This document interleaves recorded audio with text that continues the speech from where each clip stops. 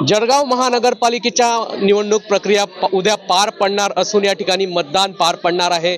जर जळगाव महानगरपालिकेचा विचार केला तर 75 जागांसाठी ही निवडणूक प्रक्रिया पार पडणार असून त्यापैकी 12 जागा या बिनविरोध निवडून आलेल्या आहे। जवळपास 63 जागांसाठी ही निवडणूक प्रक्रिया पार पडणार आहे।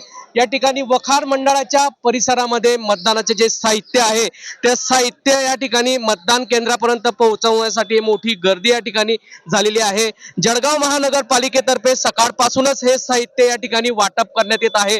जवळपास 3555 कर्मचाऱ्यांना या ठिकाणी ही मतदान प्रक्रियेसाठी ही तैनात करण्यात आलेली आहे। 135 वाहनांची व्यवस्था देखील या ठिकाणी तैनात करण्यात आलेली आहे।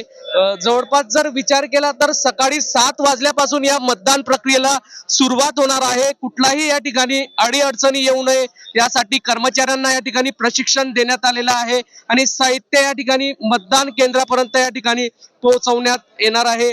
उद्याच्या दिवशी या आपला जो उमेदवार आहे त्या उमेदवाराच्या भाग्याचा फैसला हा मतपेटीमध्ये या ठिकाणी कैद होणार असून आज जळगाव महानगरपालिकेतर्फे साहित्याचं या ठिकाणी वाटप करण्यात आलं आहे।